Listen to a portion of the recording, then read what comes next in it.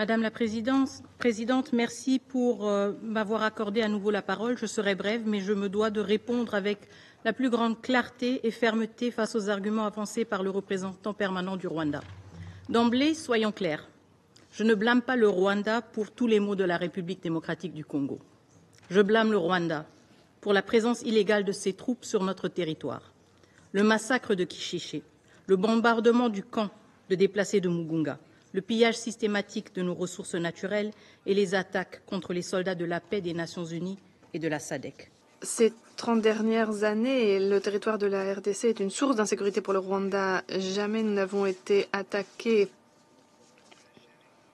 par nos voisins.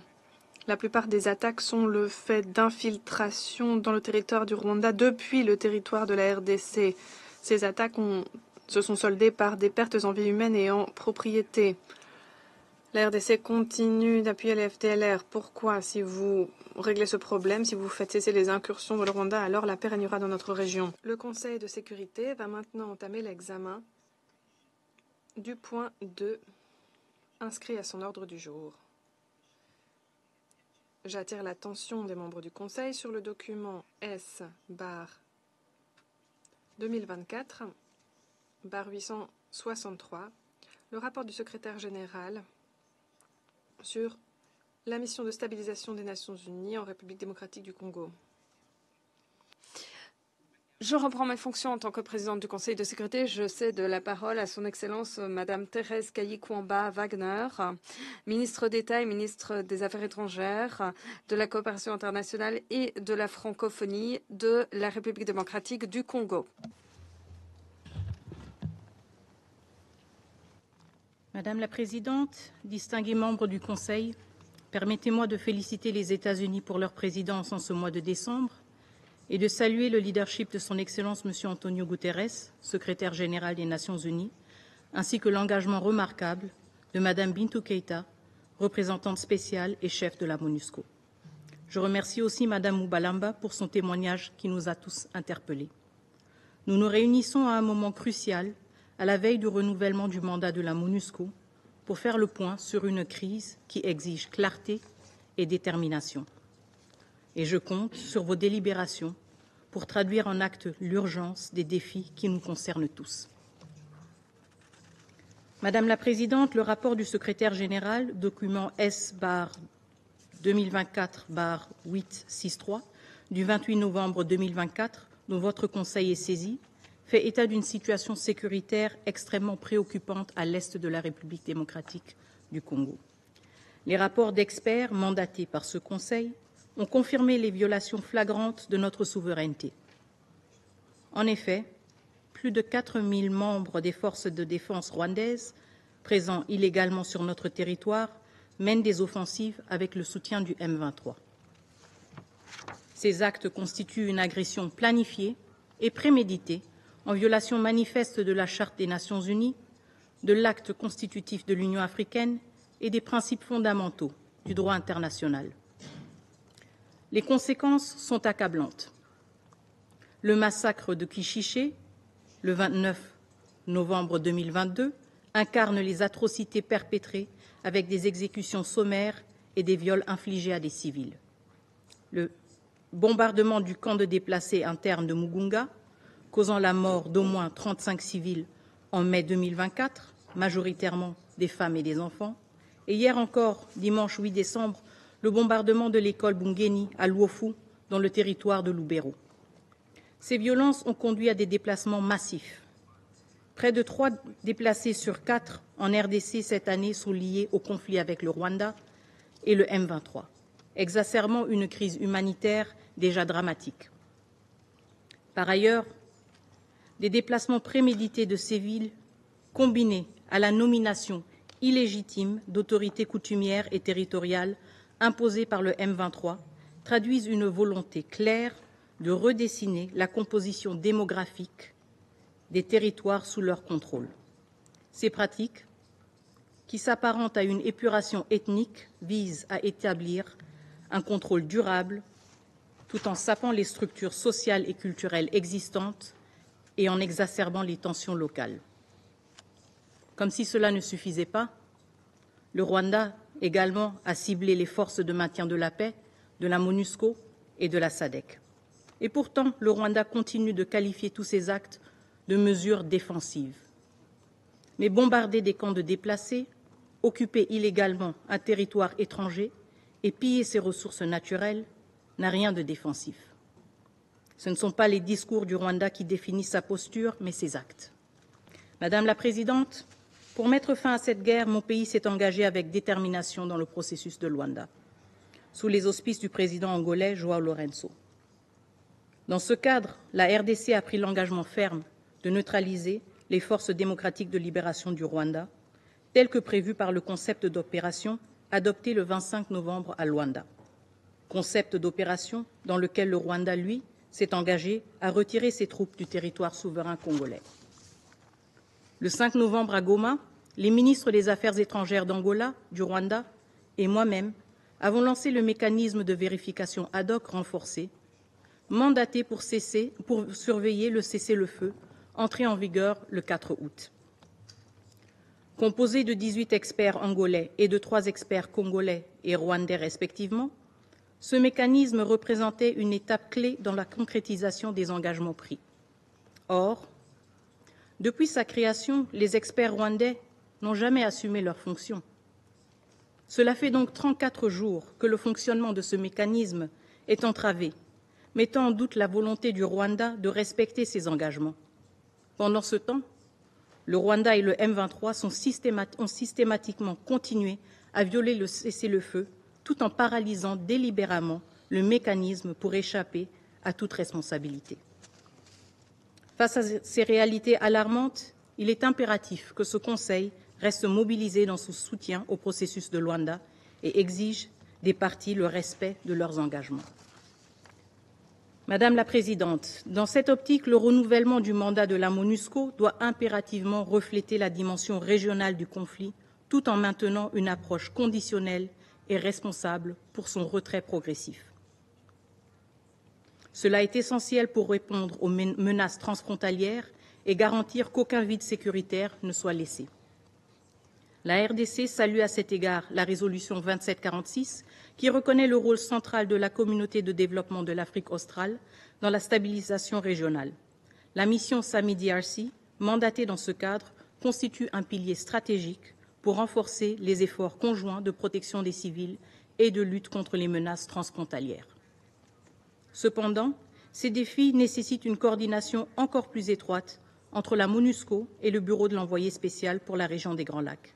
Il est crucial que ce bureau, dont les attributions doivent être renforcées, assume un rôle central dans la gestion des dynamiques transfrontalières.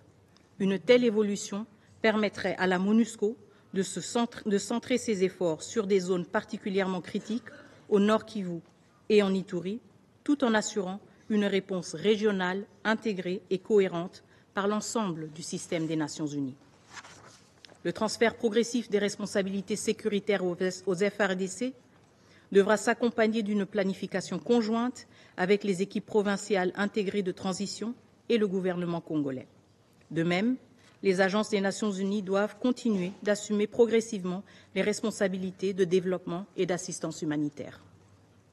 Enfin, la MONUSCO doit poursuivre son partenariat avec la République démocratique du Congo dans le contexte du programme de désarmement, démobilisation, relèvement communautaire et stabilisation, PDDRCS, en contribuant à ce que ces initiatives soient durables et transparentes.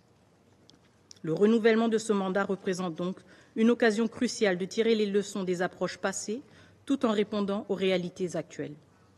Une reconnaissance explicite des dimensions internationales du conflit, couplée à une transition coordonnée, permettra de consolider les acquis et de garantir que la MONUSCO laisse un héritage durable pour la paix et la sécurité. Madame la Présidente, distingués membres du Conseil, le Sud Kivu offre un exemple concret des opportunités et des défis liés au retrait de la MONUSCO. Une mission d'évaluation conjointe en ce mois de décembre a révélé des avancées significatives. Le déploiement efficace des FARDC, l'activation des bases transférées et la mise en place de mécanismes d'alerte précoce pour protéger les civils. Ces résultats illustrent qu'un retrait responsable, lorsque les conditions sont réunies, peut renforcer la stabilité et la résilience de communautés. Cependant, des zones sensibles comme Calais et Fizi restent exposées aux menaces persistantes des groupes armés, exacerbant les risques de violation des droits humains. Ces défis soulignent l'importance d'une coordination étroite entre le gouvernement congolais et ses partenaires. Le gouvernement de la RDC demeure fermement engagé à surmonter ces défis, mobilisant plus de 30 millions de dollars pour soutenir cette transition, en complément des 23 millions de dollars d'appui des Nations unies. Cet engagement reflète notre détermination à renforcer l'autorité de l'État et à garantir une stabilisation durable des zones libérées.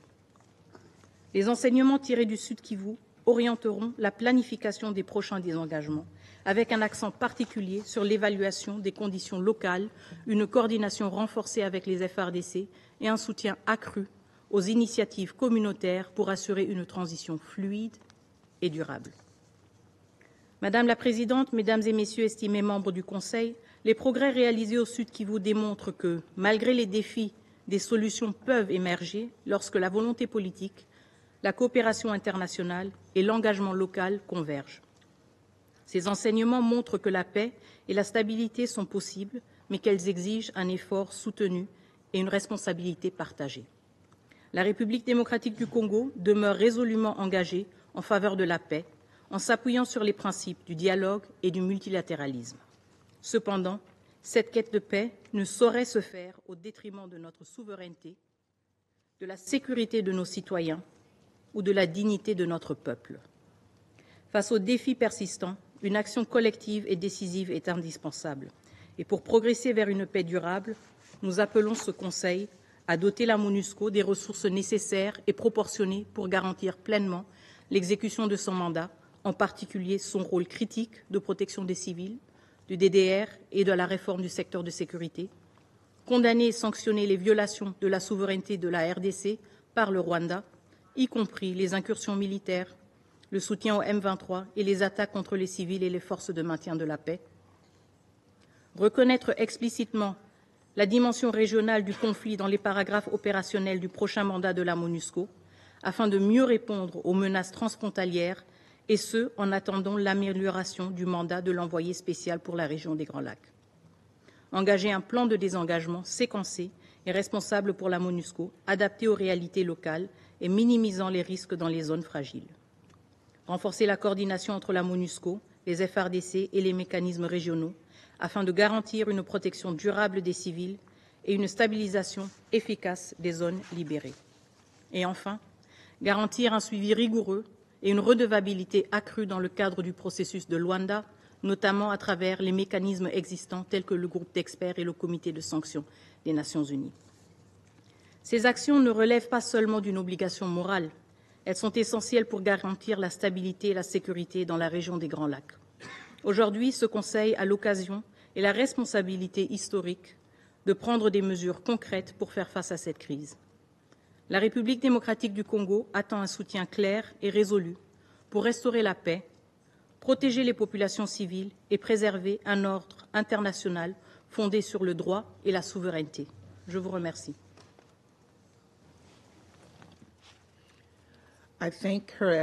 Je remercie Son Excellence Madame Kayigwamba Wagner de sa déclaration. Je donne à présent la parole au représentant du Rwanda. Madame la Présidente, merci de me céder la parole. Qu'il me soit permis d'emblée de vous féliciter à l'occasion de votre présidence du Conseil de sécurité. Je reconnais la participation de Son Excellence Teresa Kayigwamba Wagner, ministre des Affaires étrangères de la RDC et du représentant de l'Angola. Je remercie également mes préopinants pour leur contribution, ainsi que la représentante spéciale du secrétaire général, Madame Bintou Keïta, pour son exposé. Je remercie également l'intervenante de la société civile, Madame Passy Moubalama. Madame la Présidente, la région des Grands Lacs recèle un potentiel immense grâce à des populations étroitement liées, à des liens culturels ou encore de grandes perspectives de croissance. Toutefois, le conflit alimenté par des groupes armés locaux et étrangers continue d'entraver la réalisation de ce potentiel. Une paix pérenne est nécessaire à la stabilité de la RDC, de ses voisins, de la région. Il faut donc dépasser les discours trop simplifiés. Il faut traiter des causes profondes du conflit. Présenter cela comme des hostilités intra-africaines ne rend pas compte de toute la complexité du conflit et du rôle des différents acteurs. Ce n'est pas une crise qui concerne seulement le Rwanda et la RDC, mais qui a de multiples facettes et nécessite une action concertée de la communauté internationale. Les initiatives régionales, à l'instar de celles de l'Union africaine, de la communauté de l'Afrique de l'Est et de la conférence internationale sur la région des Grands Lacs, contribuent grandement à favoriser le dialogue aux fins de la paix et de la coopération. Nous sommes engagés en faveur de ces initiatives et nous pensons que ces initiatives régionales, aux côtés du soutien international, sont essentielles à l'heure de régler les causes profondes des conflits dans notre région. Madame la Présidente, dans le cadre de la quête d'une solution pérenne aux conflits dans la région, le sommet de la CAE récemment a reconnu la nécessité d'harmoniser les deux processus de paix, à savoir les processus de Luanda et de Nairobi. Cette décision a été prise afin de garantir des solutions viables pour toutes les parties concernées. Nous espérons que le Conseil de sécurité va appuyer les efforts régionaux et va s'atteler à éviter des enceintes parallèles, ce qui complique la situation et sape les perspectives d'une solution durable. Madame la Présidente, nous avons pris note du rapport du secrétaire général et à l'instar des membres du Conseil de sécurité, nous déplorons l'ampleur des souffrances humaines et la crise humanitaire croissante provoquée par le conflit qui fait rage dans l'est de la RDC. Toutefois, il existe de nombreuses défaillances dans le rapport, ce qui a des incidences sur la qualité des délibérations de cet auguste Conseil et sape l'accent placé sur la quête d'une paix à laquelle nous aspirons tous. Le rapport, dans son ton, et ces descriptions donnent le sentiment que le M23 est la cause profonde du conflit dans l'est de la RDC. Certains membres du Conseil, dès lors, accusent le groupe M23. Le conflit dans l'est de la RDC est dû à la marginalisation de communautés minoritaires, dont les Tutsis congolais dans l'est de la RDC. L'interprétation erronée des racines du conflit par certains membres du Conseil renforce l'intransigeance de la RDC à trouver une solution politique viable au conflit. Le rapport ne rend pas pleinement compte du fait que la paix prévaut davantage dans les zones contrôlées par le M23 que celles placé sous le contrôle de la coalition dirigée par les FARDC, composée notamment des forces burundaises, des FDLR génocidaires, des Nyatura, Ouazalando ou encore mercenaires européens. En effet, le rapport reconnaît certaines atrocités perpétrées par cette coalition qui sont étayées dans ce rapport. Il est très préoccupant que le rapport ne mentionne pas les meurtres, le nettoyage ethnique, les déplacements forcés, le déni des droits de citoyenneté ou encore les discours haineux à l'encontre des locuteurs du Kinyarwanda et surtout des Tutsis congolais. Des centaines de milliers de rwandophones congolais ont été déplacés et sont réfugiés dans les pays limitrophes. Et cela a donné naissance au mouvement M23 qui revendique leurs droits. De surcroît, l'on ne mentionne pas toutes les pertes en vie humaine ou encore les maisons, le bétail, les moyens de subsistance détruits en raison de bombardements aveugles à l'artillerie lourde de zones densément peuplées par les FARDC, la SAMIDRC, les forces burundaises, les mercenaires européens, surtout à Massissi, Rutshuru et Nyiragonga. Ces zones ciblées sont surtout peuplées par les Congolais locuteurs du Kinyarwanda. Le silence assourdissant du rapport sur le sort de ces Congolais locuteurs du Kinyarwanda qui sont exposés au risque de nettoyage ethnique constitue un affront Oui, plutôt une tâche indélébile pour des acteurs puissants de ce Conseil qui ont décidé de poursuivre leurs propres intérêts en RDC au détriment des femmes, des enfants et des minorités persécutées. Nous pensons que ces acteurs peuvent à la fois protéger leurs intérêts et défendre ceux qui sont exposés à des persécutions, un nettoyage ethnique. Le DIH et la moralité l'exigent. La situation, les conditions de sécurité plutôt dans l'Itourie, à Beni, l'ampleur des atrocités, les violations des droits humains, les pertes en vie humaine du fait des agissements des ADF et de la Codeco ont bien été étayées, mais ne sont pas assez signalées. Les ADF et la Codeco sont coupables des pires atrocités et violations des droits humains.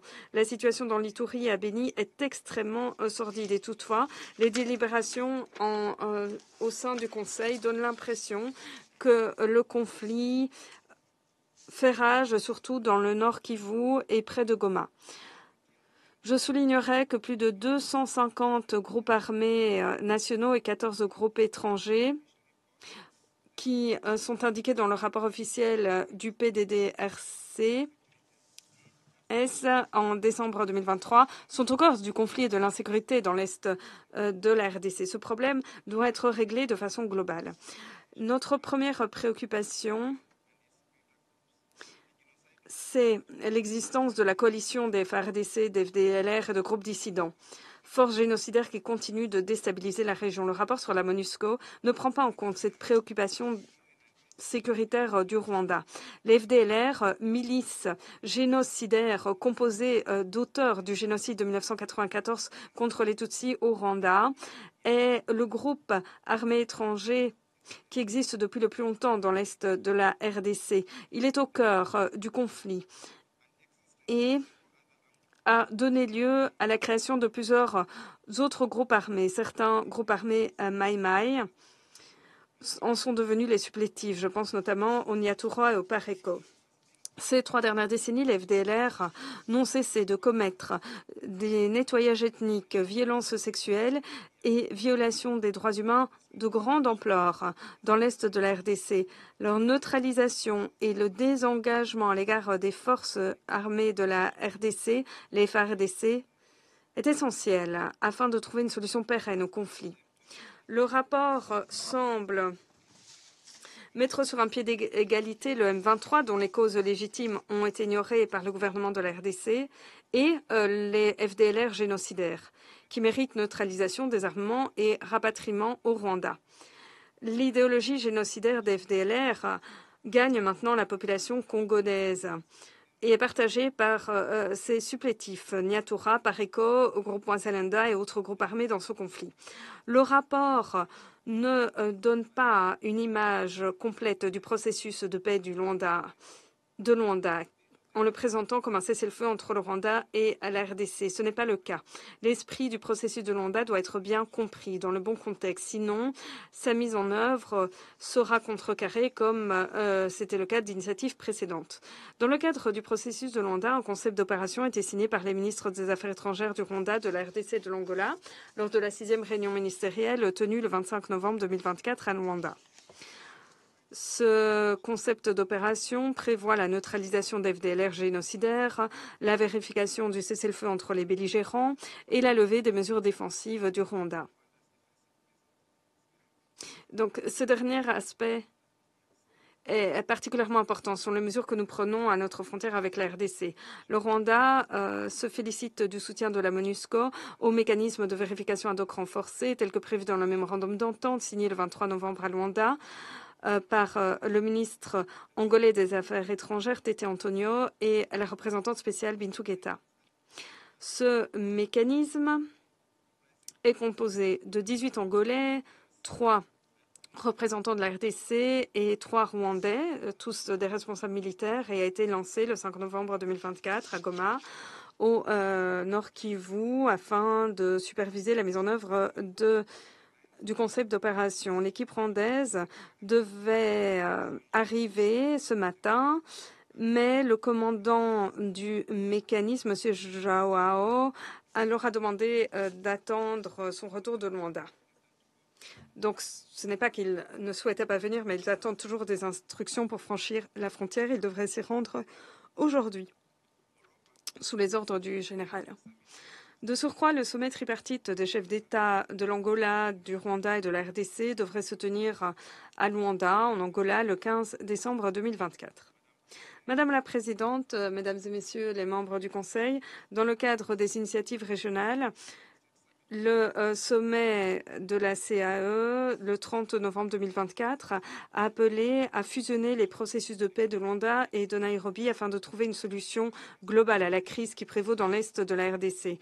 Le processus de Luanda a pour objectif de prendre en compte les préoccupations en matière de sécurité entre la RDC et le Rwanda, et en particulier les FDLR, alors que le processus de Nairobi a pour vocation de nouer un dialogue entre le gouvernement de la RDC et les groupes armés locaux. La conjugaison de ces deux processus est essentielle à l'instauration de la stabilité dans la région. Et il faudrait lui donner toutes ses chances. Nous appelons la communauté internationale et cet auguste Conseil à continuer d'appuyer ces processus régionaux qui constituent le moyen le plus viable de trouver une solution pérenne à l'insécurité qui prévaut dans l'Est de la RDC. Il est donc nécessaire de donner une chance à ces initiatives. Toutefois, alors que ces initiatives régionales sont ébauchées, le Rwanda s'inquiète par la posture hostile, les déclarations incendiaires et les menaces de renversement de régime de la part du gouvernement et des autorités de la RDC, ce qui alimente les tensions et risque de miner les initiatives en cours. Récemment, le 17 novembre 2024, lors de sa visite au Katanga, le président Félix Antoine Tshisekedi Tshilombo a menacé d'attaquer le Rwanda s'il était autorisé à amender la Constitution. Cela vient s'ajouter à d'autres appels à renverser le régime au Rwanda. De surcroît, le ministre de la Justice de la RDC, M. Constant Mutamba, qui s'adressait à des détenus de la prison de Monzenze à Gowa, s'est engagé à pourchasser le président du Rwanda. Ces remarques incendiaires ne figurent pas dans le rapport du secrétaire général et permettraient de mieux comprendre les menaces dont est victime le Rwanda. Le 30 juillet 2024, un accord de cessez-le-feu a été conclu entre la RDC et les parties belligérantes à Luanda, qui est entré en vigueur le 4 août 2024. Le cessez-le-feu a été globalement respecté, mais des violations récentes des FARDC et des groupes armés ont mené le M23 à riposter en légitime défense. Le Conseil de sécurité devrait exercer son influence sur les parties afin qu'elles respectent le cessez-le-feu au lieu de condamner une seule partie. Comme nous n'avons cessé de le dire, il ne peut y avoir de solution militaire au conflit qui fait rage dans l'Est de la RDC. Les FARDC continuent de concentrer leurs troupes et cela ne fera que semer le chaos et entraîner les souffrances des civils innocents. J'en veux pour preuve la violence et l'insécurité qui prévalent, en particulier dans la ville de Goma. Madame la Présidente, je voudrais donner quelques éclaircissements quant à l'exploitation minérale et aux mythes qui l'entourent. La question des minerais et de la richesse du Congo a toujours été mentionnée comme une cause du conflit. L'exploitation des minerais a pour objectif de détourner l'attention de la communauté internationale des véritables racines du conflit. Le Rwanda est situé sur la même plaque géologique que la RDC, l'Est de la RDC. Les minerais que l'on retrouve dans l'Est de la RDC se trouvent également au Rwanda. En effet, le Rwanda et la RDC recèlent tous deux des 3T d'or et d'autres minéraux tels que les diamants, un bougie maï, de cuivre ou le cobalt, Katanga. Ces minerais se trouvent à des milliers de kilomètres en RDC, à des milliers de kilomètres donc du Rwanda. Est-ce que le Rwanda est véritablement l'acteur qui exploite cela pour appauvrir la RDC? L'histoire de l'extraction minière au Rwanda remonte aux années 1930. Lors de l'époque coloniale belge, cette industrie minière n'a cessé de croître grâce aux technologies et aux investissements. Et depuis 2012, nous certifions nos minerais dans le cadre de programmes de traçabilité. La seule solution pour contrer l'exploitation illégale dans la RDC, dans l'est de la RDC, de mettre en place des infrastructures, des législations, des mesures de réglementation du commerce, ce qui n'est pas possible sans paix. Madame la Présidente, nous sommes également préoccupés par la présence de techniques de brouillage des signaux GPS et de spoofing, ce qui a des effets sur les moyens aériens terrestres des Nations Unies. Dans une zone très proche du Rwanda, ce qui nous menace également. Nous sommes très préoccupés par la militarisation et la prolifération d'armes sophistiquées, ainsi que les opérations non coordonnées des groupes armés dans cette zone. Nous espérons que le mécanisme de vérification renforcé permettra de faire toute la lumière sur ces préoccupations. En guise de conclusion, nous reconnaissons les initiatives régionales qui ont pour objectif de régler de façon globale le conflit. Il faut leur donner la chance de se matérialiser à l'abri de l'influence d'acteurs étrangers qui profitent de l'instabilité en RDC et dans la région. Je voudrais donc mettre en exergue 4 points saillants alors de régler le conflit actuel dans l'est de la RDC. Premièrement, la RDC doit s'occuper de ses propres problèmes. Le M23 est composé de Congolais locuteurs du Kenya-Rwanda. Ce sont des citoyens congolais dont les droits de citoyens ne peuvent être niés. Leurs doléances doivent être prises en compte par le gouvernement de la RDC.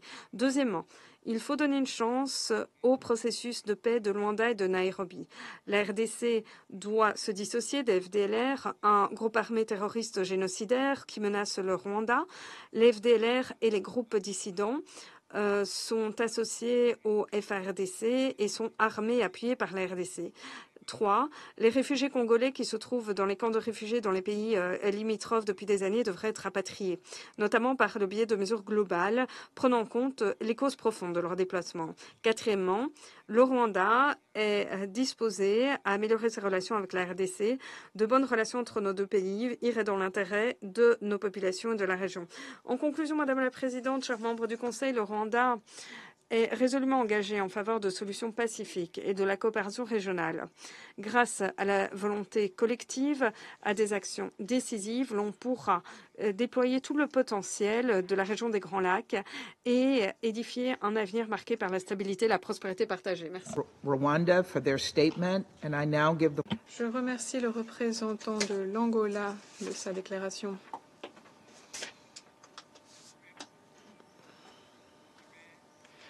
Son Excellence, la ministre d'État, ministre des Affaires étrangères, de la coopération internationale et de la francophonie de la RDC, son Excellence Madame Thérèse Kaikwamba-Wagner, a demandé la parole pour une déclaration supplémentaire. Vous l'avez, Madame. Madame la Présidente, merci pour m'avoir accordé à nouveau la parole. Je serai brève, mais je me dois de répondre avec la plus grande clarté et fermeté face aux arguments avancés par le représentant permanent du Rwanda. D'emblée, soyons clairs, je ne blâme pas le Rwanda pour tous les maux de la République démocratique du Congo. Je blâme le Rwanda pour la présence illégale de ses troupes sur notre territoire, le massacre de Kishishe, le bombardement du camp de déplacés de Mugunga, le pillage systématique de nos ressources naturelles et les attaques contre les soldats de la paix des Nations Unies et de la SADC. Je blâme donc le Rwanda pour les violations de la Charte des Nations Unies. Ces actes sont tous des crimes, ils ne relèvent pas d'un quelconque malentendu ou de différends bilatéraux. Ces faits, Madame la Présidente, ne relèvent pas de spéculation, ils sont documentés, corroborés et gravés dans les rapports des Nations Unies. Je prends néanmoins note de la posture du Rwanda qui doute de l'objectivité des experts des Nations Unies. Le Rwanda avance que la République démocratique du Congo est confrontée à de nombreux groupes armés. Et oui, c'est un fait. Mais cet aveu de la complexité de notre contexte sécuritaire ne saurait servir de justification à ses propres violations de notre souveraineté. Ce n'est pas parce que d'autres défis existent que son soutien au M23 ou la présence de ses troupes en République démocratique du Congo en deviennent excusables. Je le dis avec force, l'appréciation du Rwanda sur nos défis internes ne lui donne aucun droit d'y intervenir. Le Rwanda invoque aussi l'idée que le M23 représenterait des communautés marginalisées, permettez-moi de poser une question simple à cette Assemblée. Depuis quand des massacres, des déplacements forcés et la réorganisation démographique de territoires sont-ils des moyens légitimes pour répondre à des revendications ethniques ou sociales? Le M23 ne défend aucune cause, il exécute une stratégie dictée par les intérêts du Rwanda. Le groupe d'experts l'a démontré, il ne s'agit pas de défendre des minorités, mais de contrôler des ressources et d'affaiblir la souveraineté de la République démocratique du Congo. Enfin, le Rwanda prétend que les mesures qu'il qualifie de défensives seraient légitimées par des propos tenus par des responsables congolais. Je rejette fermement cette allégation. Aucun propos quelconque ne peut justifier les massacres de civils, les pillages de ressources ou l'occupation de territoires. Rien, absolument rien, ne peut légitimer les crimes de guerre, les crimes contre l'humanité ou la violation de la Charte des Nations unies. Détrompez-vous, Monsieur le représentant. Le Rwanda n'est pas et ne sera jamais le gendarme de la région des Grands Lacs. Si le Rwanda souhaite prouver sa crédibilité en tant qu'acteur de paix, qu'il commence par honorer ses engagements dans le processus de Luanda. 34 jours plus tard, nous attendons toujours vos experts. Et ils arrivent seulement après insistance de la part de la République démocratique du Congo et du médiateur. La République démocratique du Congo reste fermement engagée dans le processus de Luanda, convaincue qu'il constitue la voie la plus prometteuse vers une résolution durable du conflit. Tout au long de ce processus, notre posture a été constante, constructive, respectueuse des engagements pris et résolue à œuvrer pour la paix. Ce Conseil a un rôle central à jouer pour garantir que toutes les parties respectent leurs obligations et contribuent à cet objectif commun. Madame la Présidente, Mesdames et Messieurs, le peuple congolais, dans toutes ses composantes, aspire à la paix et à la stabilité. Ces aspirations légitimes ne sauraient être réduites au silence par des stratégies de division et de domination. Mon pays est résolu à protéger ses citoyens, à préserver son intégrité territoriale et à bâtir un avenir où la souveraineté des États est respectée et non manipulée. Nous ne demandons pas de faveur, nous exigeons que le droit international soit respecté, que la souveraineté de la République démocratique du Congo soit protégée et que les responsabilités des actes commis soient pleinement assumées. Je vous remercie. I thank Her Excellency, Ms. Je remercie Son Excellence, Madame Wagner. Le représentant du Rwanda a demandé la parole pour une deuxième intervention. Je vous en prie. Thank you, Madame President. Merci, Madame la Présidente. J'aimerais dire catégoriquement que la RDC est dans une situation d'insécurité et de conflit depuis des décennies. Les défis sécuritaires précèdent l'indépendance de la RDC et sont restés après l'indépendance. Le Rwanda n'en est nullement responsable. Historiquement, les Kivu ont toujours été un lieu de conflit pour des raisons internes qui concernent uniquement la RDC. Les dirigeants de la RDC doivent assumer leurs responsabilités, se pencher sur les causes profondes du conflit, faire cesser la prolifération d'armes qui atterrissent entre les mains de groupes armés et leur permettre de commettre des atrocités. Et cesser d'accuser ses voisins. Les massacres que vous avez mentionnés, y compris à Xichech et d'autres endroits, ont été perpétrés en raison de la présence d'armes que le gouvernement de la RDC a permis de proliférer et qui sont tombés aux mains de groupes armés non disciplinés. La RDC doit protéger l'ensemble de ses citoyens, y compris les locuteurs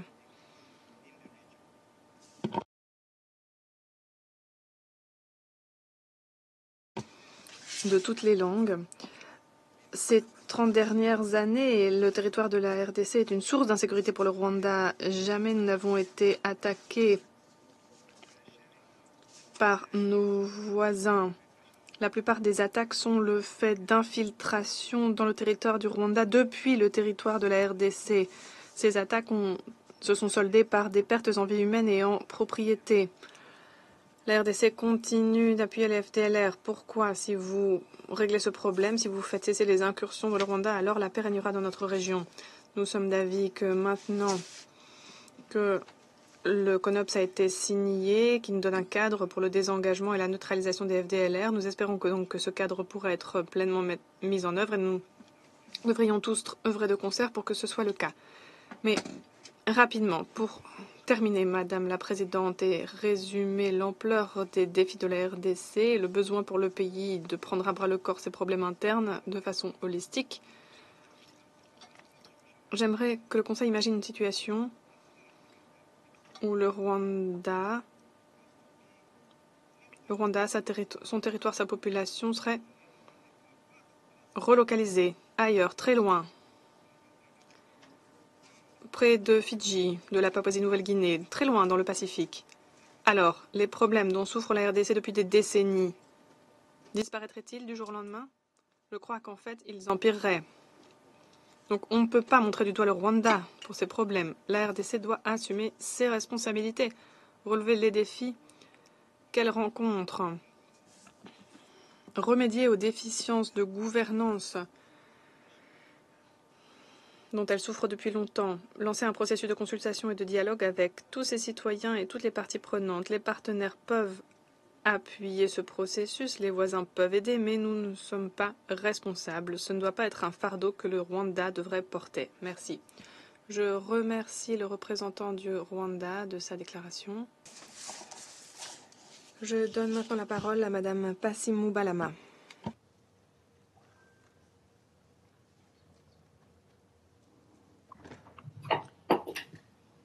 Madame la Présidente, Excellences, Mesdames et Messieurs les membres du Conseil de sécurité des Nations Unies, c'est un honneur d'être avec vous aujourd'hui pour briefer pour la toute première fois le Conseil de sécurité des Nations Unies sur la situation dans mon pays, la République démocratique du Congo. Je vous remercie pour cette opportunité de vous présenter un état des lieux sur la situation à l'est de la RDC, où les défis politiques, sécuritaires et humanitaires continuent de se multiplier, nécessitant une attention soutenue de la communauté internationale.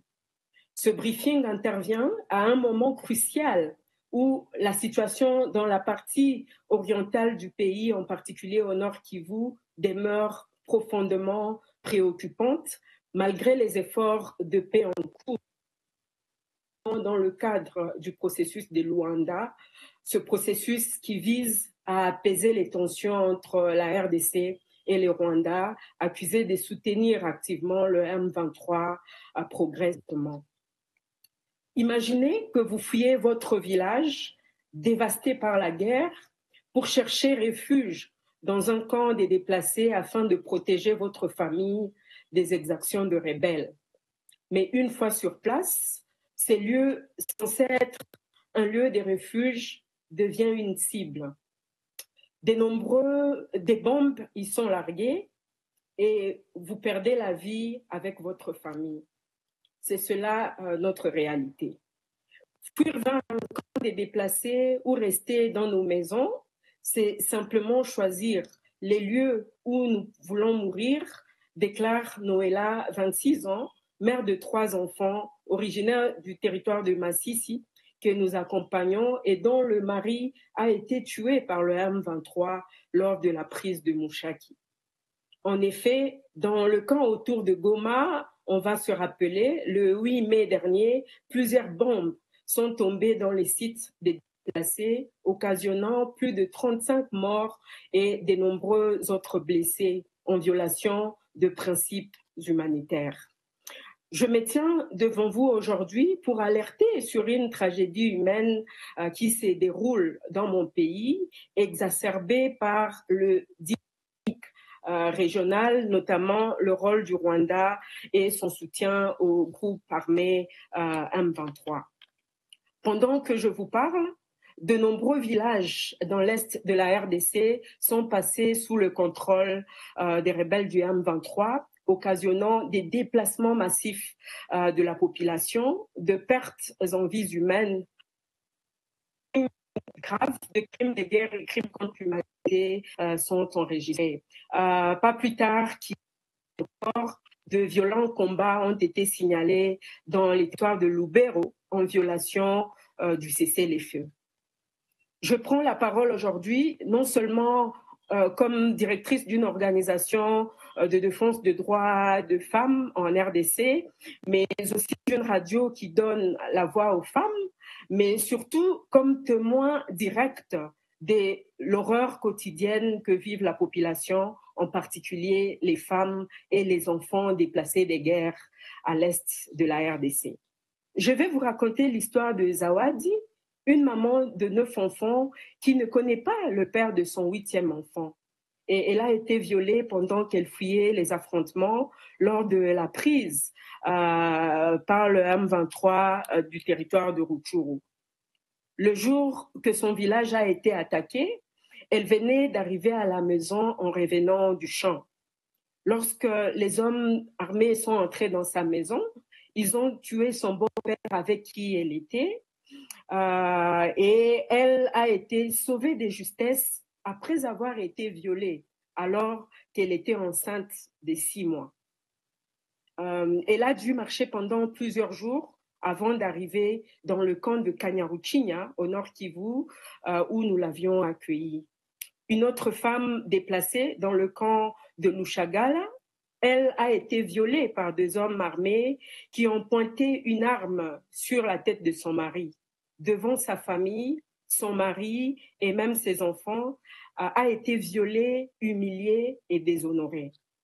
Ces faits que je raconte ne sont pas que des histoires, mais une réalité vécue chaque jour par de nombreuses femmes et jeunes filles victimes de conflits armés en République démocratique du Congo.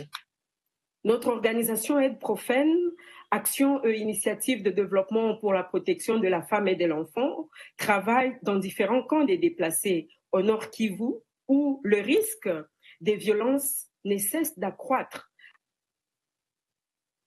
en conflit.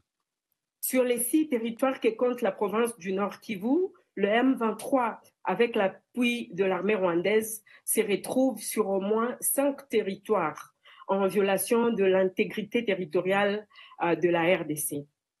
Les forces armées de la RDC qui travaillent en coalition avec les Wazalendo, dont la majorité des membres sont issus des groupes armés, n'arrivent pas à empêcher la prise des localités par le M23 sur plusieurs lignes de front pour assurer la protection de la population civile.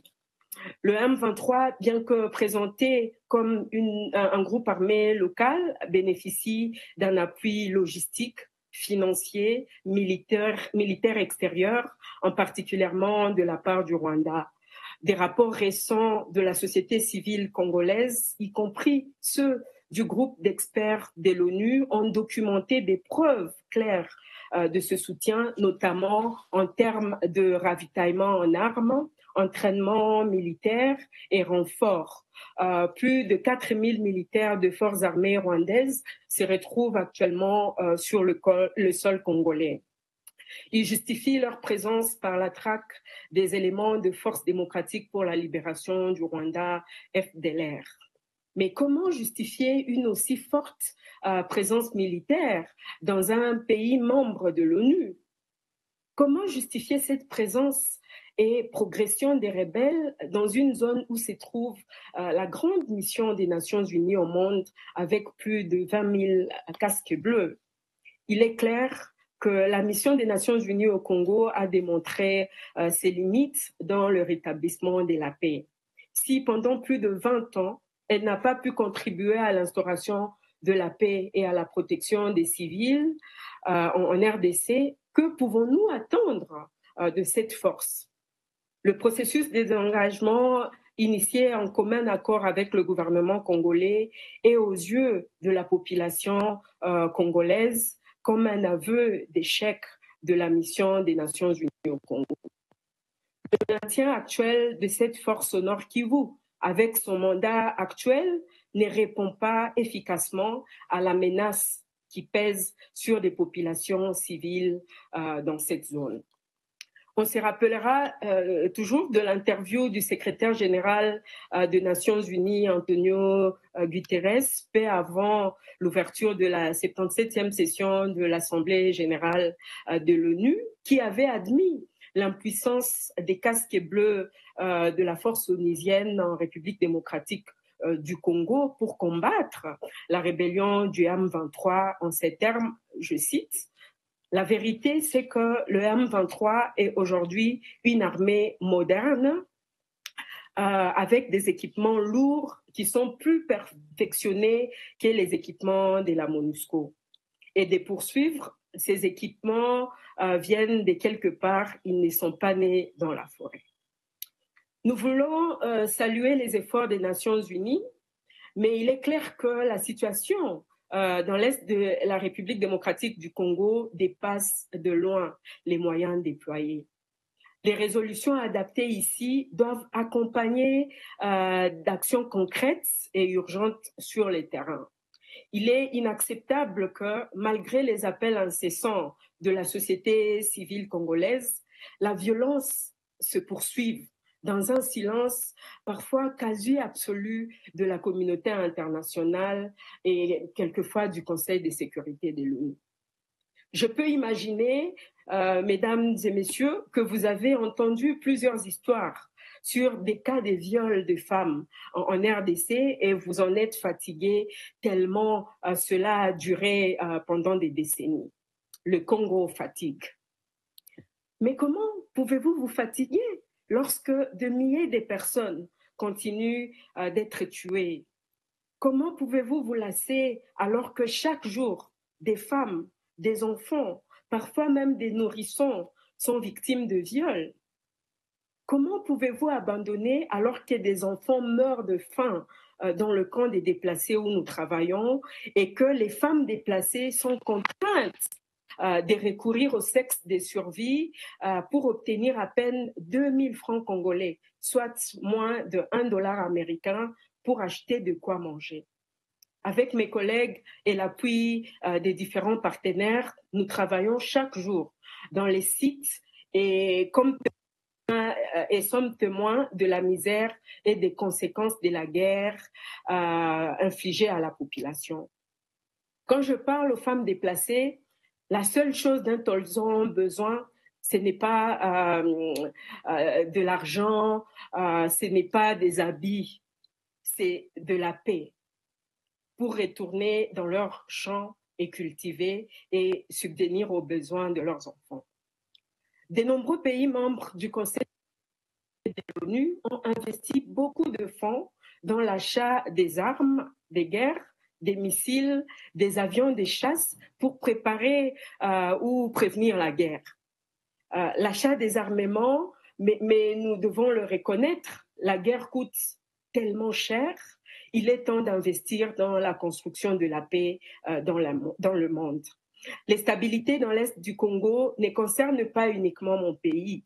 Elle alimente un cycle régional de violence et de criminalité transnationale, y compris le trafic des ressources naturelles. En négligeant cette crise, nous permettons à l'instabilité de s'enraciner avec des conséquences qui dépasseront les frontières de l'Afrique centrale. Je me tiens ici aujourd'hui non seulement pour dénoncer, mais pour demander une action urgente. Premièrement, d'exercer une pression diplomatique sur les acteurs régionaux impliqués dans ce conflit pour mettre fin au soutien logistique et financier des groupes armés, particulièrement le Rwanda et l'Ouganda. Deuxièmement, de lutter contre l'impunité, notamment en soutenant les enquêtes internationales sur les violations de droits humains et les crimes de guerre commis par le M23 et d'autres groupes dans la région. Troisièmement, adopter une résolution ferme condamnant le soutien extérieur aux groupes armés en RDC avec des mécanismes de suivi et de vérification. Quatrièmement, exercer une pression diplomatique sur le Rwanda pour qu'il cesse finalement tout soutien au M23 et s'engage sincèrement dans les efforts de paix. Le Rwanda, en tant que membre de la communauté internationale et acteur régional clé, a une responsabilité morale et juridique. Son implication présumée dans ce conflit va à l'encontre de principes fondamentaux de la Charte des Nations Unies.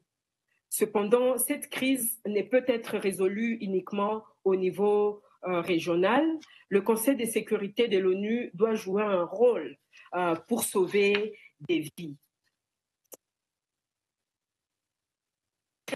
Le processus de Luanda, surtout dans la mise en œuvre des résolutions prises par le Rwanda et la RDC, la neutralisation une fois pour toutes de FDLR pour enlever tout prétexte du Rwanda d'agresser son voisin, la RDC, et le désengagement définitif de troupes rwandaises sur le sol congolais. Je veux terminer en vous transmettant un message des survivantes avec qui je travaille. Malgré tout ce qu'elles ont traversé, elles n'ont pas perdu leur courage ni leur foi en un avenir meilleur. Ce sont des battantes qui, si elles sont soutenues, reconstruiront nos communautés. Nous avons besoin de vous pour transformer leur espoir en réalité. Excellences, Mesdames et Messieurs les membres du Conseil de sécurité des Nations Unies, la RDC ne demande pas une charité, mais la justice et la solidarité internationale. L'Est de la RDC ne peut pas continuer d'être un champ de bataille alimenté par des ambitions politiques et économiques de certains États voisins. Ce que nous vivons dans l'Est du Congo est une blessure ouverte sur la conscience du monde. Aujourd'hui, vous avez le pouvoir d'y mettre un terme. Je vous demande, au nom de toutes les femmes congolaises avec qui je travaille, de faire de cette crise en RDC une priorité absolue. Nous avons besoin d'une communauté internationale courageuse, prête à appeler chaque acteur par son nom, à dénoncer les abus et à exiger des comptes. C'est cela même, pour moi, le sens des Nations Unies, car nous croyons en un seul peuple. Les femmes, les enfants, les hommes déplacés que j'ai rencontrés ont perdu leur maison, leurs proches et souvent leur dignité, mais ils n'ont pas perdu l'espoir. Cet espoir, je vous le transmets aujourd'hui avec la conviction que vos décisions peuvent changer leur destin. Ensemble, refusons que l'histoire se répète. Ensemble, faisons de la justice et de la paix une réalité. Je vous remercie. Je remercie Madame Moubalama de sa déclaration. Je donne maintenant la parole à Madame Bintou Keïta. Madame la Présidente, Mesdames et Messieurs, distingués membres du Conseil de sécurité, permettez-moi de vous remercier pour cette nouvelle opportunité d'informer le Conseil de sécurité sur la situation en République démocratique du Congo. Je salue la présence de Son Excellence, Madame la Ministre d'État, Ministre des Affaires étrangères, de la Coopération internationale et de la Francophonie, Thérèse Kayikwamba Wagner, et de Son Excellence, Monsieur le représentant permanent de la République du Rwanda, Monsieur Ernest Rwamuchio. L'Angola, dont je salue la présence du représentant permanent adjoint auprès des Nations Unies, Son Excellence, Madame, a annoncé un sommet avec les chefs d'État de la RDC et du Rwanda le 15 décembre à Luanda, une opportunité de marquer des progrès significatifs dans la stabilisation de l'Est de la RDC et de la région. Je félicite la médiation angolaise pour ses efforts inlassables et réitère la pleine disponibilité des Nations unies à poursuivre son appui. Madame la Présidente, Mesdames et Messieurs les membres du Conseil de sécurité, la période à l'examen a été caractérisée par des tensions politiques provoquées entre autres par des appels à revoir la Constitution et par une escalade de l'insécurité dans le Nord Kivu et l'Ituri, liée notamment aux activités des groupes ADF, M23, Codeco et Zaïre.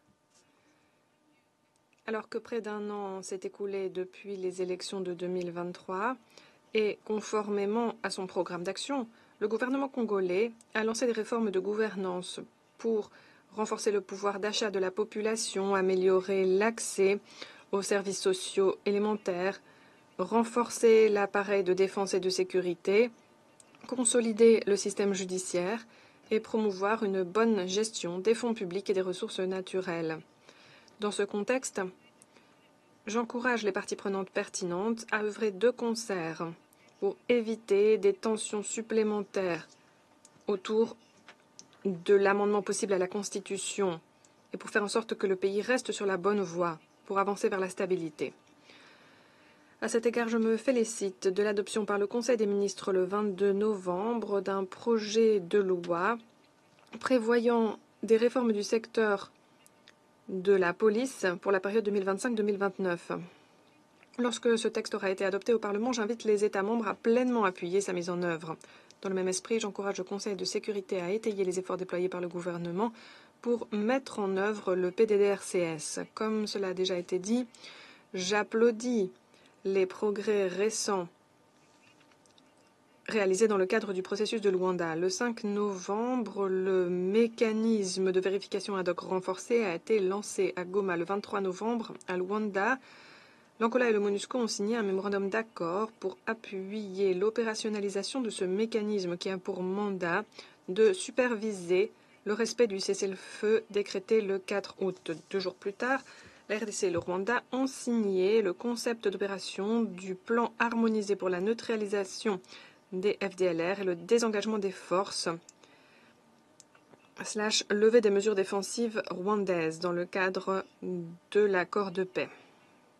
Et ce n'est pas tout. Le 20 novembre, le mandat du SAMI-DRC a été renouvelé pour une année supplémentaire conformément à la résolution 2746. Je souligne que la MONUSCO continue d'appuyer le cadre de respect du droit international des droits de l'homme et du droit international humanitaire du SAMI-DRC, en collaboration avec les partenaires pertinents comme l'Union africaine et la SADC. Mesdames et Messieurs, distingués membres du Conseil de sécurité, la situation sécuritaire en Ituri et au Nord Kivu reste préoccupante. Le M23, non signataire de l'accord de cessez-le-feu, a consolidé son occupation civile et militaire au Nord Kivu. Aujourd'hui, il contrôle de vastes zones dans les territoires de Masisi, Rutshuru, Walikale, Nyiragongo et Lubero, un espace 2 fois plus large que celui occupé en 2012. Les forces démocratiques alliées, ADF, demeurent le groupe armé le plus meurtrier avec des centaines de civils tués ces derniers mois.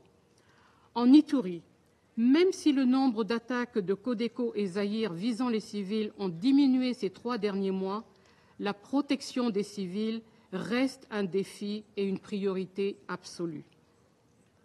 Dans cet environnement complexe, la MONUSCO facilite le dialogue entre les acteurs concernés, encourage la participation des femmes et des jeunes au processus de paix, prend des mesures dissuasives contre les attaques potentielles et soutient les FARDC dans leurs opérations de protection.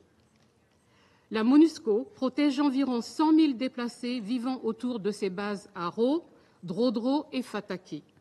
En outre, l'opération Secure Harvest, impliquant plus de 860 patrouilles depuis le 1er octobre sur une vaste zone géographique, a permis aux agriculteurs de 40 sites entre Bunia et Djougou, en Ituri, de récolter le fruit de leur travail en toute sécurité. Afin de mieux protéger les civils, la force de la MONUSCO doit avoir une liberté de mouvement et de manœuvre. Je demande donc à tous les acteurs sécuritaires présents dans l'Est de la RDC de maintenir une coordination et une coopération active et constructive avec la MONUSCO. Également, au Nord Kivu, pour la sûreté et la sécurité des civils et des casques bleus, les activités de spoofing et de brouillage GPS doivent immédiatement cesser. Trop souvent encore, la carte des violences s'aligne sur celle des ressources naturelles. Au Nord Kivu, à la suite de son offensive vers Pinga fin octobre, le M23 a pris le contrôle du site aurifère de Lubira. J'encourage les pays de la région des Grands Lacs à coordonner leur lutte contre l'exploitation illicite des ressources naturelles et à renforcer les mécanismes de traçabilité pour affaiblir les groupes armés. Madame la Présidente, Mesdames et Messieurs les membres du Conseil de sécurité des Nations Unies, dans le cadre de ces efforts, la MONUSCO continue de renforcer les capacités des membres du communauté ainsi que des forces de défense et de sécurité en matière de protection des civils et d'alerte précoce. Les activités de sensibilisation relatives à la protection des enfants dans le cadre du conflit armé ont bénéficié à plus de 2780 membres des communautés, y compris 35% de femmes, sans compter plus de 2700 membres des forces de défense et de sécurité et 264 employés de partenaires d'organisations non gouvernementales.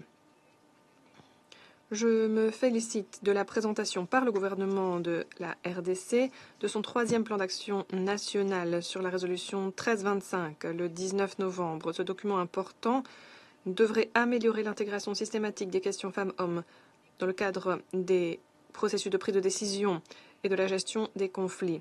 J'applaudis également l'appui institutionnel et régional apporté aux initiatives lancées par les femmes du pays et de la région pour ramener la paix, promouvoir et protéger les droits des femmes et des filles.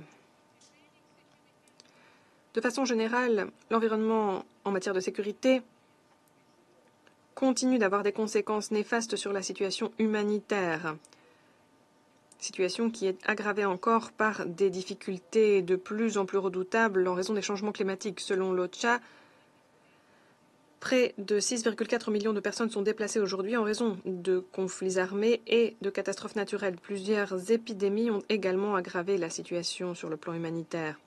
Dans ce contexte précaire, j'aimerais toutefois partager une nouvelle encourageante. À partir de début décembre, le plan de riposte humanitaire pour l'année 2024 était financé à 50,2%.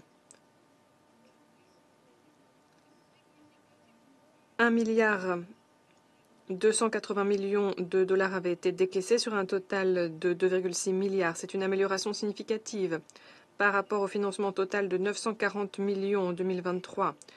Ces financements d'un niveau record ont permis aux partenaires sur la scène humanitaire d'apporter une assistance permettant de sauver la vie de 5,8 millions de personnes entre janvier et octobre 2024. C'est pourquoi j'appelle tous les bailleurs de fonds à se montrer encore plus généreux en 2025. Demain, le 10 décembre, s'achèvera la campagne de 16 jours contre les violences sexistes. Je saisis cette occasion pour souligner que les chiffres en matière de violences sexistes et d'exploitation sexuelle restent terrifiants. Plus de 90 000 cas ont été avérés depuis le début de l'année, ou signalés plutôt. 39 000 rien que dans le Nord Kivu. Les efforts de prévention devraient se poursuivre pour entraîner une diminution de taille de ce nombre de cas. Cependant, je salue d'ores et déjà le gouvernement de la RDC pour ses efforts de lutte contre l'impunité, notamment à travers des fonds pour la réparation. L'initiative du gouvernement vise à identifier les victimes et à envisager des réparations, des dédommagements, qu'ils soient financiers ou en nature, individuelle ou collectif. Dans ce contexte, je répète mon attachement inébranlable à un respect strict de la politique de tolérance zéro en matière d'exploitation et atteintes sexuelles par le personnel de l'ONU. Je compte sur la coopération des pays fournisseurs de contingents et de forces de police pour prévenir ces actes honteux et veiller à ce qu'il y ait reddition de comptes le cas échéant. En outre, je dis de nouveau la détermination du système des Nations Unies à veiller à ce que des garanties adéquates soient en place et à fournir aux rescapés les soins et l'appui holistique qu'ils et elles méritent. Je salue également la décision de la Cour pénale internationale de renouveler ses efforts d'enquête en RDC en mettant l'accent à titre prioritaire sur les crimes présumés au regard du statut de Rome qui se serait produit dans le Nord Kivu depuis janvier 2022. Ces efforts pourraient appuyer les efforts de lutte contre l'impunité et de dissuasion. De façon plus générale, j'espère que l'élection de la RDC au Conseil des droits de l'homme sera un levier supplémentaire pour promouvoir les principes et les normes en matière de droits humains en mettant l'accent sur les plus vulnérables. Messieurs, distingués membres du Conseil de sécurité, Bien que la facilitation angolaise doit bénéficier d'un soutien constant de la communauté régionale et internationale, les processus locaux, provinciaux, nationaux et régionaux doivent s'articuler de façon harmonieuse et se compléter pour favoriser une paix et une stabilité durables. Les recommandations des groupes armés et de la société civile, et notamment des femmes recueillies au cours du processus de Nairobi, offrent de précieuses opportunités en la matière. The Council is preparing to Le Conseil se prépare à présent à établir un nouveau mandat pour la MONUSCO. Le mandat de la MONUSCO actuellement accorde la priorité à l'appui et à la protection des civils, ainsi qu'au processus de désarmement, démobilisation et réintégration et de réforme du secteur de la sécurité. J'aimerais à cette occasion réitérer que la mission reste pleinement engagée en faveur d'un désengagement responsable et graduel. Le gouvernement de la RDC et la MONUSCO, faisant fond sur les enseignements tirés du Sud Kivu, travaillent conjointement à une approche en matière de désengagement, répondant aux dynamiques sécuritaires sur le territoire et aux besoins de protection des civils. Dans l'intervalle, le gouvernement de la RDC et les Nations unies restent décidés à consolider la transition au Sud Kivu. L'engagement pris par le gouvernement de RDC en matière de fonds me semble encourageant. Le gouvernement s'est engagé à fournir 30 millions de dollars sur les 57 millions de dollars nécessaires pour la mise en œuvre de la première année du plan de transition au Sud Kivu. Cela étant dit, alors que le Sud Kivu se heurte à de nombreux défis en matière de sécurité, j'appelle la RDC et ses partenaires à tout faire pour éviter des lacunes financières et accélérer la consolidation des institutions. Cela permettra une meilleure protection des civils, de l'état de droit et le plein respect des droits humains. La signature la semaine dernière du nouveau plan cadre de coopération pour le développement durable avec les Nations unies pour la période 2025-2029 contribuera aussi à la reconfiguration de la présence des Nations unies en RDC dans le contexte du désengagement de la mission. J'encourage les États membres à pleinement appuyer la mise en œuvre du nouveau cadre. En guise de conclusion, j'aimerais donner plus de visibilité à la situation des femmes, des personnes vivant avec un handicap que j'ai rencontré récemment dans le site pour personnes déplacées internes de KMB dans le Nord Kivu. Ces personnes demandent que l'on investisse davantage dans leur bien-être, en mettant notamment l'accent sur l'accès aux biens essentiels et services essentiels, comme l'alimentation, une eau propre, des soins, des services d'assainissement, la sécurité et la protection face aux violences sexuelles. Les enfants congolais de Goma demandent aussi un appui accru à la réintégration des communautés touchées par des conflits. Ensemble, les femmes, les personnes vivant avec un handicap, les jeunes, les enfants donnent de la voix à l'unisson pour appeler à la restauration de la paix durable dans l'Est de la RDC pour que toutes et tous puissent regagner leur foyer et retourner à l'école en toute dignité. Merci. Merci à Mme Keita pour son exposé.